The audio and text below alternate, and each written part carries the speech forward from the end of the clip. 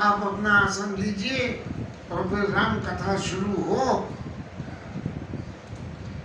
कल के विषय में भरद्वाज ऋषि के आश्रम से भगवान राम विदा ले रहे हैं। वनवासी लोगों ने भगवान के दर्शन करके आनंद प्राप्त करा और निषाद राज उनके संग में। फिर भी जब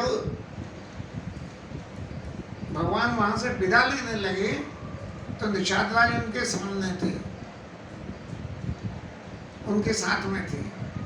लेकिन फिर भी ऋषि भरद्वाज ऋषि से पूछी कि राम से प्रेमा कहे हो मुनि पाई, राम से प्रेमा कहे हो मुनि पाई,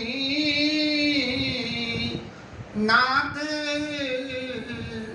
कहिया हम के मग जाई, नाथ कहिया हम के मग जाई। ऊपर गोस्वामी जी लिख चुके हैं कि मुनि रघुबीर परस्पर नवही एक दूसरे की बड़ाई कर रहे हैं और वचन अगोचर सुख अनुभवही, मन बुद्धि और वाणी से पड़े जो हैं उन बातों के लिए जो है उस सुख को पाए। अब वो सुख कौन सा है? वो सुख तो परमात्मा विषय की है कि परमात्मा विषय बातें हो तो मन बुद्धि और वाणी से परे हो जाता है। वेद भी हार गए भगवान का वर्णन करते करते। तो ऐसे राम जी महाराज ने भी फिर भरद्वाज ऋषि से पूछा कि महाराज हम कौन से रास्ते से जाएं। यद्यपि निषाद राज उनके संग थे, क्योंकि निषाद राज ने तो पहले ही कही थी कि नाथ साथ रही पंथ दिखाई और कर दिन चार चरण सेवकाई। ऐसा है कि मैं जो है जय मन जाव राई परम कुटी तक करव सुहाई, ऐसा करके उनके संग में जो है निषाद राज आए थे। लेकिन फिर भी भरद्वाज ऋषि को मान देने के लिए भगवान पूछ रहे हैं। अब इसका अर्थ तो भाई सीधा सीधा है कि भाई गाइड होते हुए भी जो है इसके यहाँ से रास्ता पूछ रहे हैं, तो इसका मतलब तो ऐसा है कि उसके पास में जरूर हो सकता है। जो आदमी अपने मोहल्ले में रहता है तो वो तो भाई पास बता देता है। अब 168 किलोमीटर चल के महाराज जो है भरद्वाज ऋषि के आश्रम पे आए हैं, तो थकान कितनी उतार लो, आके उतरते उतरते तो उतरेगी। तो शायद ऋषि महाराज जो है कोई शॉर्ट की रास्ता बता दें। लेकिन इसके संग में एक और अंतर्निहित भाव और है कि ऋषि के आश्रम में जिन लोगों ने, जिन चेला चाटियों ने उनके ने ये भगवान का श्रेयस तब रघुवर श्रेष्ठ स्वामा कोटि भांति कई सवई सुनावा, कितनी तरह से करोड़ों तरह से कह के सबको सुनाया कि राम जी का प्रभाव क्या है। नहीं गलत कह गए तो मुनि के प्रभाव को जो है राम जी ने सबको सुनाया। कहाँ गए महाराज?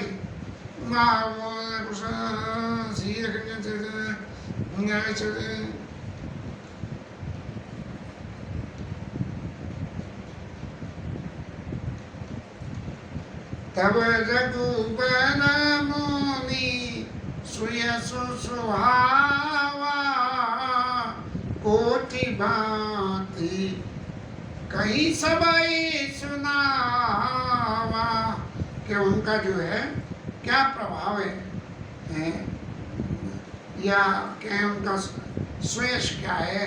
भरद्वाज ऋषि का ये सब लोगों को सुनाया और सुना के लोगों को पता लगी ये जगह बहुत से ऐसे ऐसे होते हैं कि सिद्ध महात्मा जंगलों में वहाँ बसते हैं, किसी को पता ही नहीं है। अब किसी आदमी को सिद्धि मिल गई, वो आश्रम में होके आया और आने के बाद लोगों को जो है गुणगान करे, तो भगवान राम ने तो खुद ही जो है अपने मुख से उनकी भरद्वाज ऋषि की, क्योंकि वो राम जी के समकालीन थे, तो उनकी तपस्या को, उनके त्याग को सबके सामने सुनाया।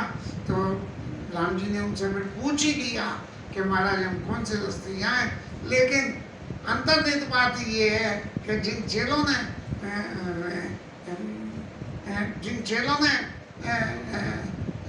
भरद्वाज ऋषि का श्रेयस सुना तो सुन के उनके प्रति उनमें श्रद्धा पैदा हुई।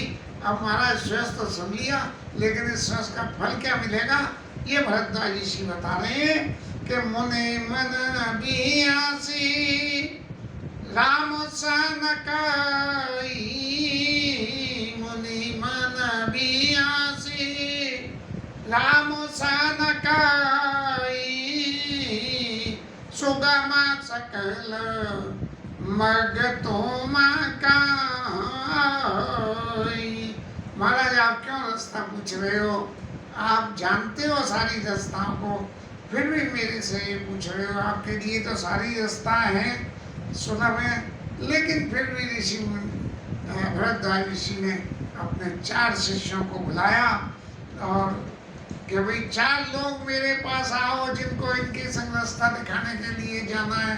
बस वो इतनी बात सुननी थी कि 50 चेला चाटी आ गए और सब लोगों को राम जी के ऊपर में इतना प्रेम कि बिल्कुल ऐसा लगे कि भाई क्योंकि उनके गुरु जी के गुणों का गान जब भगवान राम खुद कर रहे हैं तो निश्चित रूप से ही तब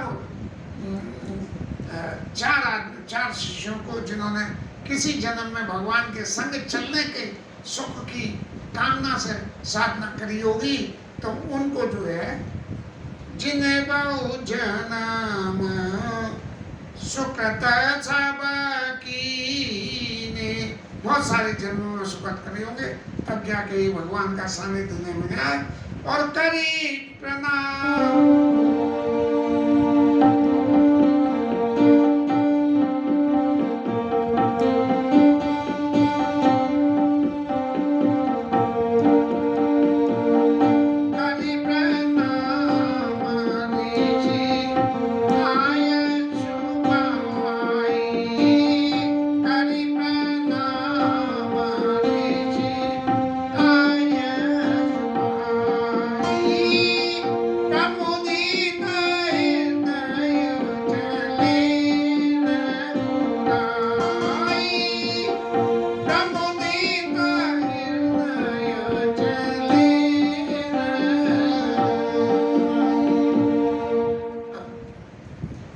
निषाद राज मिल गए और 4 और संघ के मिल गए, तो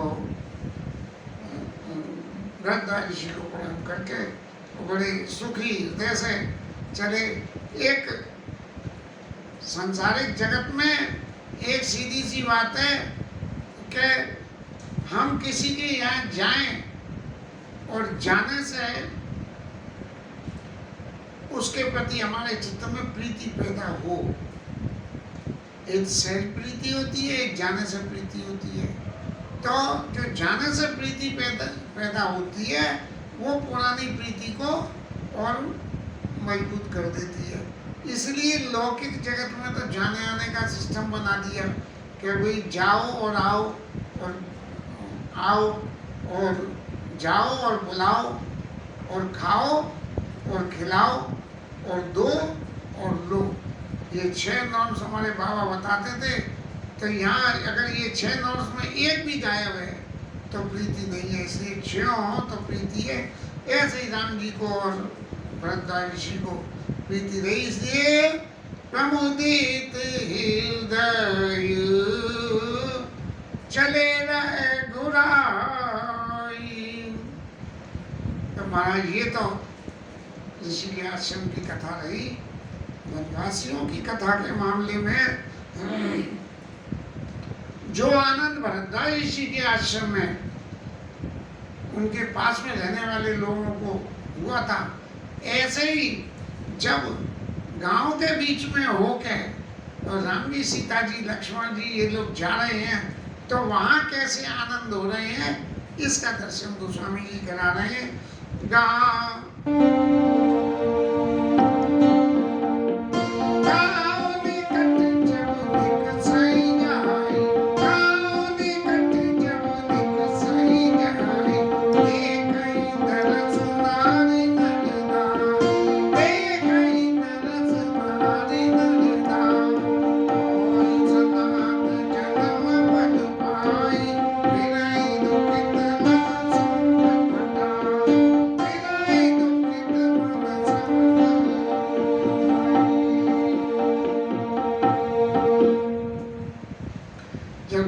पास से निकल के जाते हैं, गांव वाले लोगों ने देखा कि हाय कितनी सुंदर मूर्तियाँ और ये इस तरह से चली जा रही हैं, तो उन्हें देख के कि भैया हमारा जन्म तो सफल हो गया, ऐसे सुंदर दर्शन तो हमने कभी नहीं करे। आज इस गांव में रह के, इस जंगल में रह के इतने सुंदर दर्शन मिले हैं, इसका मतलब हम तो निश्चित रूप से सनात हो गए, क्योंकि जो चीज़ हमें यहाँ देखने को न मिले, जिसको हम जाने नहीं, और वो चीज़ मिल जाए तो वो तो भगवत स्वरूप भी होती है। अब किसी ने हवाई जहाज न देखा हो और उससे कह दो कि हवाई जहाज ऐसा ऐसा ऐसा, जब वो हवाई जहाज में जाएगा, जब देखेगा तो उसको कितनी खुशी होगी, अरे बाप रे कितने कितने बड़े बड़े हवाई जहाज होते हैं, कितने आदमी और कितना जी और कितना वो। तो इन परिस्थितियों में गाँव वालों के लिए ऐसा आनंद का विषय हो गया कि भगवान राम की छवि से कितनी सुंदर छवि के दर्शन हो रहे हैं। और फिर वो जो है जब गांव के पास से निकल के और आगे चले, तब राम जी महाराज ने विदा किए बट विनय करी। उन जो चार जो तपस्वी इनके संग में आए थे, उनको विनय करके विदा करा कि महाराज अब आप बहुत दूर आ गए हो, अब आप निकल जाओ और हम यहाँ से चले जाएंगे। फिरे पाई मन काम, जो उनके मन की इच्छा थी वो प्रभु से पाली। जब उन्होंने विनय करी तो महाराज इतना मान तो हमें मत दो, यदि हमें कुछ देना ही है तो ऐसा दे दो हमें कि महाराज जो आपके ये दर्शन हुए हैं, ये दर्शन हमारे नेत्रों में हमेशा के लिए बसे। और उतरी नहाए जमुन जल जो शरीर समशाम। अब जो है जमुना में महाराज पहुँच गए, गंगा को छोड़ के और यमुना पे आ गए। अब जब यमुना पे प्रभु आ गए हैं तो जो यमुना किनारे के गांव में बसने वाले लोग आ गए। जब उन्हें खबर मिल गई, क्योंकि ये तो ऐसी खबर होती है कि इस खबर के ये तो ऐसी खबर होती है कि कोई अत्यंत आश्चर्य की कोई चीज़ आ जाए हमारे गांव में, मोहल्ले में या निगाह में, तो हम सबसे कहते हैं कि हमारे में जे ऐसा हुआ है। तो धाये निज निज काज विसारी, जो कोई भी कर रहा था, अरे बड़े सुंदर मूर्ति आई हैं, 3 मूर्तियाँ हैं जिनके दर्शन करके तो ऐसा लगता है कि नेत्रों का लाभ ही हो गया हमें, ऐसा कह रहे हैं लोग। तो सब काम छोड़ छोड़ के और भागने लगे उनके दर्शन करने के लिए। और लखन राम सिय सुंदरताई देख करई निज भाग बढ़ाई, अपने भाग्य की जो है बढ़ाइयाँ कर रहे हैं ये देख देख के। अब जब कोई चीज़ अति विशिष्ट मिल जाती है तो उसके बारे में तो फिर कुछ और भी जानने की इच्छा रहती है। अब उनके मन में ये है कि जी महाराज जंगल में आए तो आए कैसे, और जी इतने सुंदर हैं तो सुंदर हैं लेकिन हैं कहाँ के।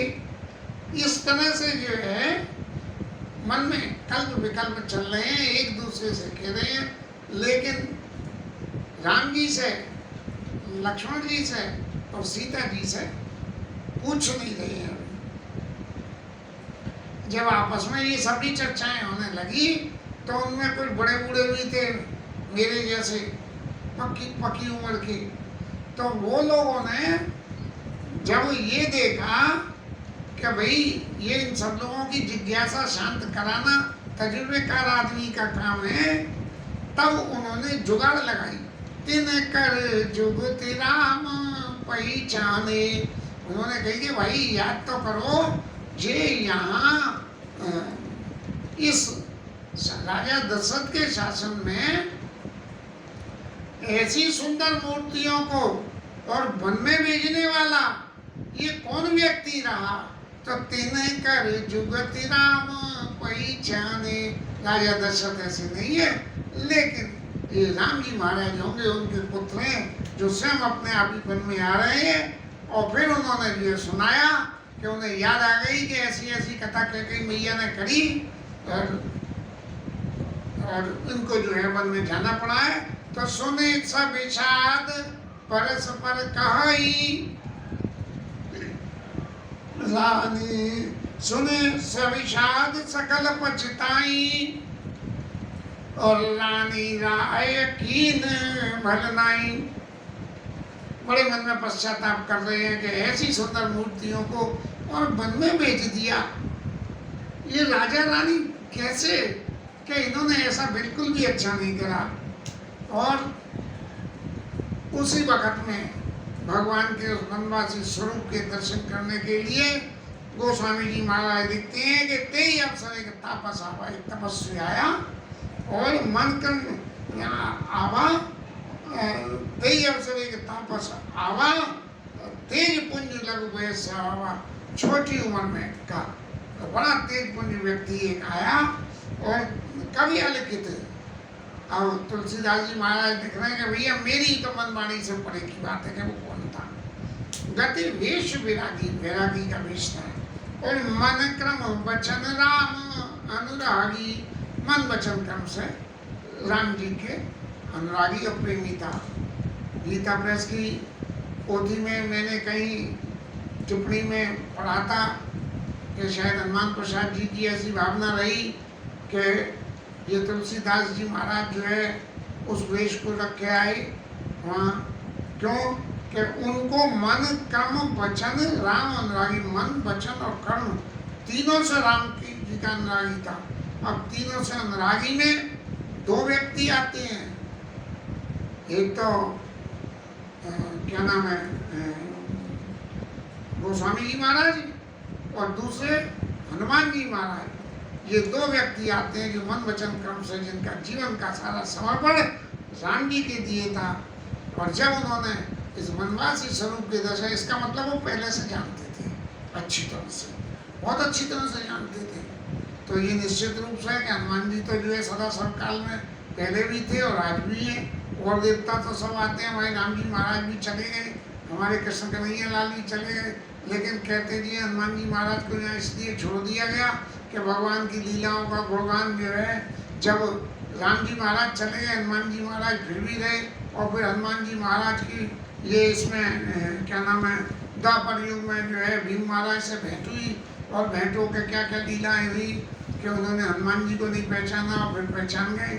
तो इस तरह से जो है हनुमान जी महाराज जब सतयुग से द्वापर में आ गए तो महाराज हनुमान जी को द्वापर से कलयुग में आने में कितनी देर थी, क्योंकि द्वापर की लीला तो पूरी हो गई जब हनुमान जी जो है उनके रथ पर विराजमान हो गए, जाके अर्जुन के रथ पर विराजमान हो गए, ठाकुर जी नीचे और हनुमान जी ऊपर हो गए। हमारी कथा में भी ठाकुर जी नीचे कृष्ण कन्हैया लाल की, हमारी राधा रानी नीचे और हनुमान जी महाराज ऊपर है।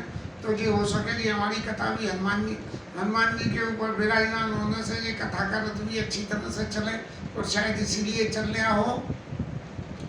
तो हनुमान जी महाराज जब उसमें हो गए तब कलयुग में भी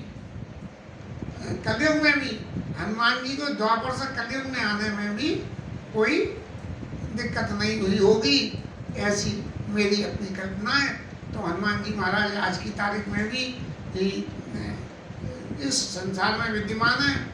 और इसकी सबसे बड़ी दो ही हैं। हनुमान जी जो थे वो 9 रुद्रों में शंकर जी का ही एक अवतार है। तो यदि हम देखें तो इस लौकिक जगत में सबसे ज्यादा हनुमान जी और शंकर जी के मंदिर है, इससे ज्यादा मंदिर किसी और देवता के नहीं है। जहाँ देखो हर चौराहे पर, जहाँ किसी को एक आदमी कभी मन में हंसी मजाक में आया कि हनुमान जी का नाम मैंने बचपन में रख दिया कि जगह घेरा हनुमान जी, किसी को जगह घेरनी हो तो एक हनुमान जी की प्रतिमा रख दो, बस फिर रोज पूजा होने लगेगी। और किसी ने महादेव जी की पिंडी रख दी। तो इस तरह से जो है, लेकिन ये सबसे आसान है। एक सज्जन जिनसे पूछी गई, बोले कि हम अपने घर में महादेव जी की स्थापना करना चाहते हैं। तो मैंने कही कि भैया आप महादेव जी की स्थापना क्यों करना चाहते हो? तो बोले कि महादेव जी की स्थापना इसलिए करना चाहते हैं कि उनकी महादेव की पूजा दूसरे करते हैं, जिसने स्थापना करी है उसे नहीं करनी पड़ती है। तो मैंने कही जब आपको पूजा करनी नहीं तो फिर मंदिर बनाने का क्या फायदा है? ऐसी बातें भी इस संसार जगत में होती हैं। तो और सारे देवताओं के लिए तो ये है कि आदमी स्वार्थ के वशीभूत होकर कहीं ना कहीं उनसे अपनी स्वार्थ पूर्ति होती है। देवता भी आते हैं, वो इस संसार में जो है संसार में आके अपने उद्देश्य की पूर्ति करते हैं। मनुष्य तो स्वार्थ पूर्ति करता है, लेकिन देवता उद्देश्य की पूर्ति करते हैं। अब पवित्राय साधूनां विनाशाय च दुष्कृतां धर्म संस्थापनार्थाय संभवामि युगे युगे। जब जब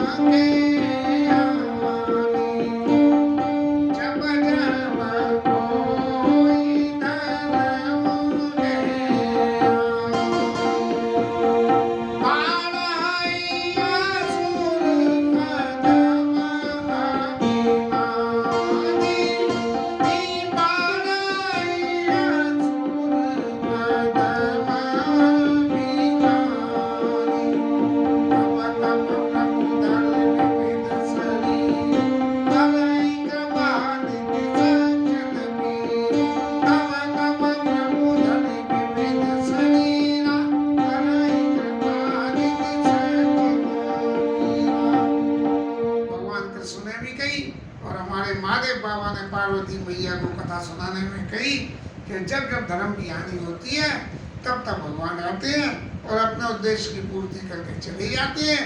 लेकिन हनुमान जी महाराज और महादेव बाबा तो सदा महादेव, आदि भी महादेव, मध्य भी महादेव और अंत भी महादेव। इनका न जन्म होता है न इनका कभी मरण होता है, न फिर हमेशा विराजमान है। ऐसे ही हमारे लिए हनुमान जी महाराज भी हमेशा हमेशा ही इस पृथ्वी पर विराजमान रहते हैं, इसलिए इनकी सबसे ज्यादा पूजा होती है। मन कामना सिद्ध नर पावा, जय जय कथा कपट तज गावा। इस तरह से एक सन्यासी महाराज आए और अपने इष्ट देव को पहचान के, अब इष्ट देव के मामले में गोस्वामी जी के इष्ट देव भी और हनुमान जी के भी, दोनों के ही रंगीय। और परे उदंड जिमे धरन तल दशा न जाई वखान, एकदम दंड की तरह से धाड़ से जमीन पे गिर गई और उनकी जो है क्या उनकी स्थिति थी इसको कोई व्याख्यान नहीं कर सकता। इसके साथ ये कथा विश्राम करें क्योंकि हरिनाम कीर्तन भी करना है। आज कोई विशेष ही आनंद रहा, हनुमान जी महाराज ऐसे आनंद रोज दिलवाते रहना। इसके साथ ये कथा विश्राम और हरिनाम कीर्तन।